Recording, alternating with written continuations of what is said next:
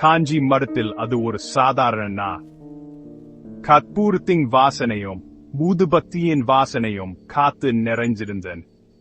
பக்தர்கள் மென்மையாகவும் ஒழுக்கமாகவும் வரிசையில் நகர்ந்தனர்.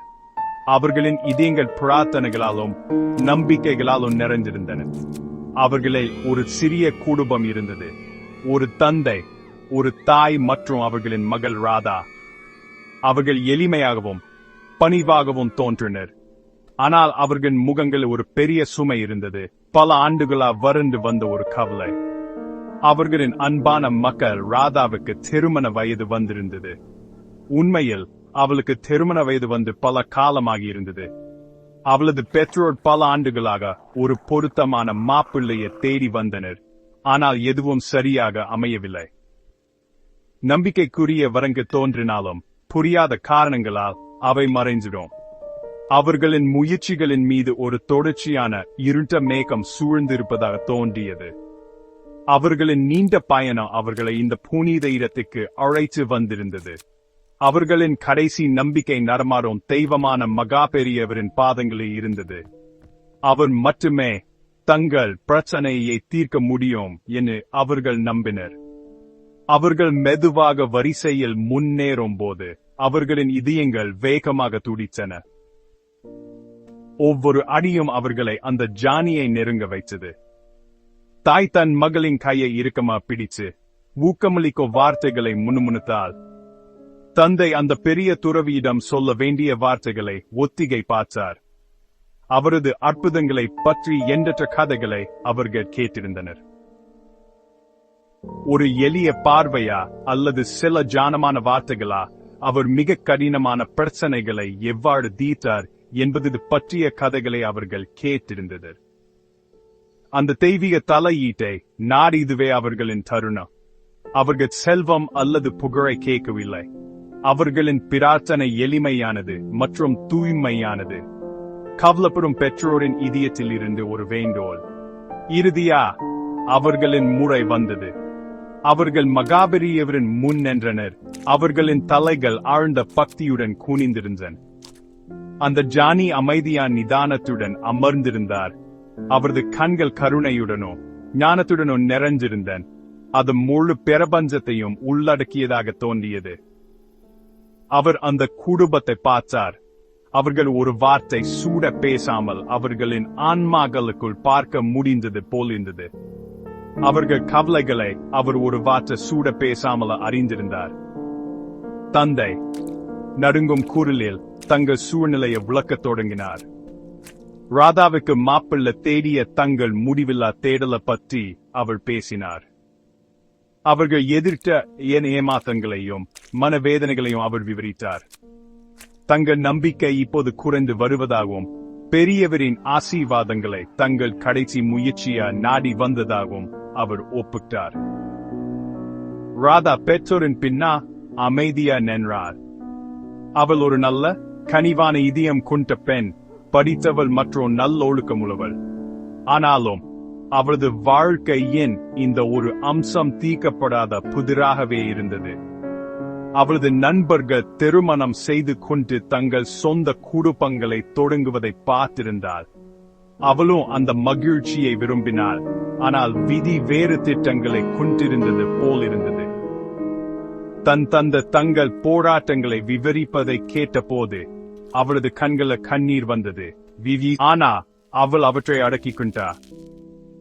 அவள் மகா பெரியவரை பார்த்தால் அவரது இதயம் பயம் மற்றும் நம்பிக்கை கலந்த உணர்வுகளால் நிறைந்திருந்தது.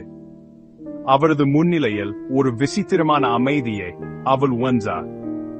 எல்லாம் சரியாக போகும் என்ன அவளுக்கு சொன்ன ஒரு உணர்வு அது. நீண்ட காத்திருப்பு, அமைதியான பிரார்த்தனைகள் மற்றும் பயணம் அனைத்தும் இந்த ஒற்றை சக்தி வாய்ந்த சரணாகதி தருணத்திற்கு வழிவகுத்தன. மகா பெரியவர் பொறுமையா கேட்டார். அவரது பார்வை மென்மையாகவும் நம்பிக்கையளிப்பதாகவும் இருந்தது. தந்தையின் உணர்ச்சி பூர்வமான வேண்டுகோளை அவர் குறுக்கிடவில்லை.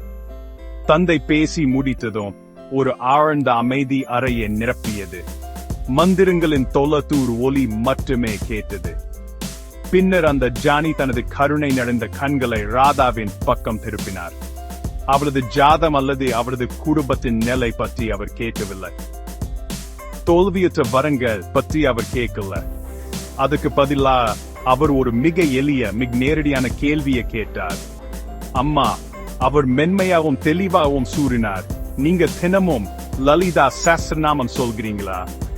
அந்த கேள்வி மிகவும் எதிர்பாராததா இருந்ததா ராதாவையும் அவரது பெற்றோர்களையும் ஆச்சரியப்படுத்தியது. அவர்கள் எதிர்பார்த்த அறிவுரை அதுவல்ல. ராதா திகைத்தார். அவள் ஒரு பக்தியுள்ள பெண், ஆனால் அவளது தினசரி பிரார்த்தனைகள் எளிமையானவை. அவள் லலிதா சஹஸ்ரநாமம், தெய்வீக அன்னையின் 1000 புனித நாமங்களை சொல்லும் பழக்கத்தை ஏற்படுத்தவில்லை.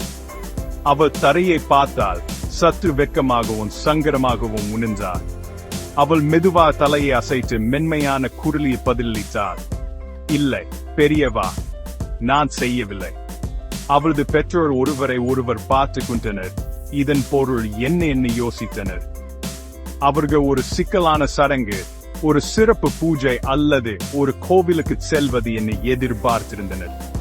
தினசரி மந்திரம் பற்றிய இந்த கேள்வி இவ்வளவு நீண்டகால பிரச்சனைக்கு ஒரு எளிய தீர்வாக தோன்றியது. ஆனால் அவர்கள் அமைதியாக இருந்தனர். ஞானியின் எல்லையற்ற ஞானத்தை நம்பினர்.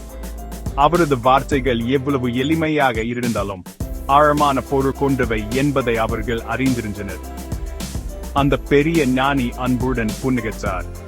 அவரது புன்னகை விடிய காலையின் முதல் கதிர்கள் போல இருந்தது. அவர்களின் கவலைகளின் இருளை விரட்டியது. இன்று முதல் அதை சொல்ல தொடங்குங்கள், அவர் அறிவுறுத்தினார். தினமும் தவறாமல் லலிதா சஹஸ்ரநாமத்தை முழு நம்பிக்கையுடனும் பக்தியுடனும் சொல்லுங்கள். வேறு எது பற்றியும் கவலைப்பட வேண்டாம். தெய்வீக அன்னை காமாட்சி எல்லாவற்றையும் கவனித்துக் கொள்வார். அவர் உங்களுக்கு சரியான பாதையை கண்டுபிடிச்சு ஒரு நல்ல வாழ்க்கையை உங்களுக்கு அருள்வார். அவ்வளவுதான். சிக்கலான அறிவுறுத்தல்கள் இல்லை, விலையுயர்ந்த பரிகாரங்கள் இல்லை. ஒரு எளிய சக்தி வாய்ந்த அறிவுரை மட்டும். பின்னர் அவரது கையை உயர்த்தி குடும்பத்தை ஆசீர்வதித்தார். அந்த தருணத்தில் ஒரு நிவாரண அலை மற்றும் நம்பிக்கை அவர்களை மூழ்கடித்தது. அவர்கள் இவ்வளவு காலமாக சுமந்திருந்த கனமான சுமை திடீரென்று மிகவும் இலகுவா உணர்ந்தது. குடும்பம் மீண்டும் ஆழ்ந்து தலை வணங்கியது. அவர்களின் இதயங்கள் நன்றியுணர்வா நிறைந்திருந்தன. அவர்களுக்கு ஒரு புதுப்பிக்கப்பட்ட நம்பிக்கை ஏற்பட்டது. முன்னோக்கிய பாதை இப்போது தெளிவா இருந்தது. அது தேடுதல் அல்லது பாடுபடும் பாதை அல்ல, ஆனா பக்தி மற்றும் சரணாகதி பாதை. அவர் மடத்திலிருந்து வெளியேறும் போது உலகம் பிரகாசமா தோன்றியது. பெரியவரின் எளிய அறிவுரை ராதாவின் மனதில் எதிரொலிச்சது. அது ஒரு ஆலோசனை மட்டுமல்ல, அது ஒரு புனித கட்டளை போல உணர்ந்தது. அவளது விதியை திறக்க அவளுக்கு வழங்கப்பட்ட ஒரு திறவுகோல். அவரது வார்த்தைகளை அசைக்க முடியாத அர்ப்பணிப்புடன் பின்பற்றுவேன் என அவள் தன் இதயத்தில் உறுதியான தீர்மானம் எடுத்தாள். வீட்டுக்கு திரும்பும் பயணம் பல ஆண்டுகளாக அவர்கள் உணராத ஒரு அமைதியான நம்பிக்கையான் நிறைஞ்சிருந்தது. ராதா மறுநாளே தனது புதிய வழக்கத்தை தொடங்கினார். அவள் அதிகாலையில் சூரிய உதயத்துக்கு முன் எழுந்தார். குளித்த பிறகு அவர் தனது வீட்டில் உள்ள சிறிய பலிபீடத்தின் முன் அமர்ந்தார். காமாட்சி அம்மன் மற்றும் மகாபெரியர் படத்துக்கு முன் அவர் தனது பாராயணத்தை தொடங்கினார். முதல் சில நாட்கள் சற்று சவாலாய் இருந்தன. லலிதா சஹஸ்ரநாமத்தின் சமஸ்கிருத வசனங்கள் நீளமாகவும் சிக்கலாகவும் இருந்தன. அவர் சில வார்த்தைகளை தடுமாறினால் மற்றும் பிரார்த்தனை புத்தகத்தை அடிக்கடி பார்க்க வேண்டியிருந்தது. ஆனா அவள் கைவிடவில்லை. பெரியவரின் கருணை நிறைந்த கண்களையும் அவரது நம்பிக்கையளிக்கும் வார்த்தைகளையும் அவன் நினைவில் கொண்டார். அந்த நினைவு அவளுக்கு விடாமுயற்சி செய்ய பலம் அளித்தது. இது ஒரு மந்திரம் மட்டுமல்ல, இது தெய்வீக அன்னையுடனான அவளது உரையாடல் பெரிய ஞானியால் வழி நடத்தப்பட்டது என்பதை அவள் அறிந்திருந்தார். நாட்கள் வாரங்களாக மாறும்போது ஒரு அழகான மாற்றம் நிகழத் தொடங்கியது. பாராயணம் எளிதாகவும் சரளமாகவும் மாறியது. வார்த்தைகள் அவளது உதடுகளில் இருந்து ஒரு மென்மையான நதி போல பாய்ந்தன. அவளுக்கு இனி புத்தகம் தேவையில்லை. தேவியின் 1000 நாமங்கள் அவளது நினைவிலும் இதயத்திலும் பதிந்திருந்தன. தினசரி பயிற்சி இனி முடிக்கப்பட வேண்டிய ஒரு பணியாக இருக்கவில்லை, அது அவளது நாளின் மிகவும் பொக்கிஷமான பகுதியாக மாறியது. அவர் நாமங்களை சொல்லும்போது ஆழ்ந்த அமைதி மற்றும் இணைப்பு உணர்ந்தார். அவளது எதிர்காலத்தை பற்றிய கவலையால் அடிக்கடி நிறைந்திருந்த அவளது மன அமைதியாகவும் கவனம் செலுத்தியதாகவும் மாறியது. அவளது திருமணத்தை பற்றி அவர் இனி கவலைப்படவில்லை. அவர் தனது பிரச்சனையை ஒரு உயர் சக்திக்கு ஒப்படைத்திருந்தார். எல்லாம் சரியான நேரத்தில் நடக்கும் என்று அவர் நம்பினார். அவளது பெற்றோர் தங்கள் மகளின் மாற்றத்தை கவனித்தனர். அவளது முகத்தில் இருந்த தொடர்ச்சியான கவலைக்கு பதிலாக ஒரு அமைதியான ஒளி இருந்தது. அவள் மிகவும் மகிழ்ச்சியாகவும் பொறுமையாகவும் அமைதியான நம்பிக்கையுடனும் இருந்தார். அவர்களின் வீட்டின் முழு சூழ்நிலையும் மாறியது. ராதாவின் தினசரி மந்திரத்தின் அதிர்வுகள் ஒவ்வொரு மூலையையும் நேர்மறை மற்றும் நம்பிக்கையால் நிரப்பியது போலிருந்தது. அவர்கள் மாப்பிள்ளை தேடும் தங்கள் தீவிர தேடலை நிறுத்திவிட்டனர். உறவினர்கள் மற்றும் தரகர்களுடன் பிரச்சனையை பற்றி விவாதிப்பதை நிறுத்திவிட்டனர். ராதாவை போலவே அவர்களும் மகா பெரியவரின் வார்த்தைகளை முழு நம்பிக்கை வைச்சிருந்தனர். ஞானியின் அறிவுரை தங்கள் மகளுக்கு திருமணம் செய்து வைப்பது மட்டுமல்ல, அசைக்க முடியாத நம்பிக்கைகள் மற்றும் பக்தியின் அடிச்சலத்தை உருவாக்குவது என்பதை அவர்கள் புரிந்துகிறனர். ராதாவின் பக்தியாவது நங்கூரமானது. லலிதா சஹஸ்ரநாம சந்தேகம் மற்றும் விரக்திக்கு எதிரான அவளது கேரியமாக இருந்தது. அவள் உச்சரித்த ஒவ்வொரு நாமத்துடனும் தேவியின் வடிவத்தை அவள் காட்சிப்படுத்தினார். அவளது வாழ்க்கையில் அவளது இருப்பை அவளை வழிநடத்தி பாதுகாப்பதை அவள் உணர்ந்தாள். இந்த தீவிர பக்தியின் காலம் ஒரு ஆசீர்வாதமாகவே இருந்தது. அது அவளுக்கு பிரார்த்தனையின் சக்தி, ஒழுக்கத்தின் முக்கியத்துவம் மற்றும் சரணாகதியின் மகிழ்ச்சியை கற்றுக் கொடுத்தது. அவள் இனி திருமணம் செய்ய காத்திருக்கும் ஒரு பெண் மட்டுமல்ல, அவள் ஒரு உண்மையான பக்தையாக மாறியிருந்தாள். அவளது ஆன்மீக பயிற்சியில் நிறைவையும் மகிழ்ச்சியும் கண்டார். மகாபெரியவர் அவளது பிரச்சனைக்கு ஒரு தீர்வை விலை மதிப்பற்ற ஒரு பரிசை அவளுக்கு அளித்திருந்தார் என்பதை அவள் தன் இதயத்தில் அறிந்திருந்தார். அவர் அவளுக்கு நித்திய அருளுக்கு ஒரு பாதையை அளித்திருந்தார். மகாபெரியவர் கணித்தபடியே தெய்வீக தலையீடு வெளிப்படத் தொடங்கியது. காஞ்சி மடத்துக்கு அவர்கள் சென்று சுமார் ஒரு மாதத்துக்கு பிறகு எதிர்பாராத ஒன்று நடந்தது. பல ஆண்டுகளா தொடர்பில் இல்லாத ஒரு தூரத்து உறவினர் அவர்களை அழைத்தார். அவர் ஒரு நல்ல குடும்பத்தை பற்றி பேசினார். அவர்கள் தங்கள் மகனுக்கு ஒரு மனங்களை தேடிக்கின்றிருந்தனர். அந்த மகன் நன்கு படித்தவர், நல்ல வேலை வைத்திருந்தார், மல்லை மற்றும் அவரது சிறந்த குணத்திற்காக அறியப்பட்டவர். விளக்கம் சரியானதாக தோன்றியது. ராதாவின் பேர் எச்சரிக்கையா நம்பிக்கையுடன் இருந்தனர். அவர்கள் இதுக்கு முன்பு இந்த வழியில் சென்றிருந்தனர், ஆனால் இந்த முறை அது வித்தியாசமா உணர்ந்தது. அதற்கு பின்னால் ஒரு தெய்வீக ஏற்பாடு இருந்தது. இது ஒரு தற்செயல் நிகழ்வு அல்ல, ஆனால் அவர்களின் பிரார்த்தனைகள் மற்றும் பெரியவரின் ஆசீர்வாதங்களின் விளைவு என்ன உணர்வு. மாணவனின் குடும்பத்தினர் அடுத்த வாரம் அவர்களை பார்க்க வந்தனர். சந்திப்பு மிகச்சிறப்பா நடந்தது. இரண்டு குடும்பங்களுக்கும் இடையே ஒரு உடனடி இணைப்பு ஏற்பது. அவர்கள் ஒத்த மதிப்புகள் மற்றும் மரபுகளை பகிர்ந்து கொண்டனர். ராதா அவர்களை சந்திக்க வந்தபோது மணமகனின் பெற்றோர் அவளது கருணை, பணிவு மற்றும் அவளை சுற்றியுள்ள அமைதியான ஒளியால் உடனடியாக ஈர்க்கப்பட்டனர். இளைஞோ ராதாவும் சிறிது நேரம் பேசினர். அவர்களும் ஒருவருக்கொருவர் ஆறுதல் மற்றும் இணக்க உணர்வை உணர்ந்தனர். எல்லாம் மிக்சீராகவும் எளிதாகவும் நடந்தது. அது சொர்க்கத்தில் செய்யப்பட்ட ஒரு பொருத்தம் போலிருந்தது. தேவையற்ற கோரிக்கைகள் அல்லது கடினமான பேச்சுவார்த்தைகள் எதுவும் இல்லை. சூட்டணி கிட்டத்தட்ட உடனடியா சரி செய்யப்பட்டது.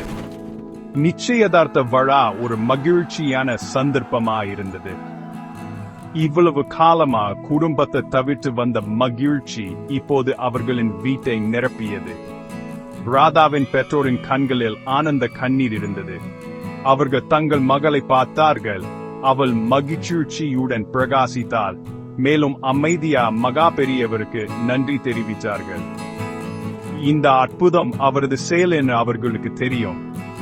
அவர் அளித்த எளிய அறிவுரை, லலிதா சஹஸ்ரநாமத்தை சொல்வது, அற்புதங்களை செய்திருந்தது. அது அவர்களின் பிரச்சனையை தீர்த்தது மட்டுமல்லாமல் அவர்கள் எதிர்பார்த்ததை மிச்சிறந்த ஒரு சூட்டினையும் அவர்களுக்கு கொண்டு வந்தது. திருமணம் விரைவில் நிச்சயிக்கப்பட்டது மற்றும் ஏற்பாடுகள் பெரும் உற்சாகத்துடன் தொடங்கின. ராதாவின் திருமண கதை மகா பெரியவரின் அருளுக்கு ஒரு சக்தி வாய்ந்த சான்றாக மாறியது. நேர்மையான பக்தியும் அசைக்க முடியாத நம்பிக்கையும் மலைகளை நகர்த்த முடியும் என்ற காலமற்ற உண்மையை இது உறுதிப்படுத்துகிறது. ஞானியின் ஞானம் சிக்கலான பிரச்சனைகளுக்கு எளிய தீர்வுகளை வழங்கும் அவரது திறனில் உள்ளது. அவர் ஒரு வியத்தகு அற்புதத்தை நிகழ்த்தவில்லை. அதுக்கு பதிலாக அவர் ராதாவை சுயத்திகிரிப்பு மற்றும் பக்தியின் பாதைக்கு வழிநடத்தினார். அவரது சொந்த நம்பிக்கையின் மூலம் அற்புதம் வெளிப்பட அனுமதித்தார். இந்த கதை எண்ணற்ற பக்தர்களுக்கு தொடர்ந்து ஊக்கமளிக்கிறது. ஒரு உண்மையான குரு மற்றும் தெய்வீகத்தின் மீது நீங்கள் நம்பிக்கை வைக்கும்போது உங்கள் பிரார்த்தனைகளுக்கு எப்போதும் எப்பவரும் என்பதை நினைவூட்டுகிறது. நமது பிரச்சனைகளுக்கும் அவரின் தீர்வுகளுக்கும் இடையே நம்பிக்கை ஒரு வலிமையான பாலம் என்பதை இது நமக்கு கற்றுக் கொடுக்கிறது.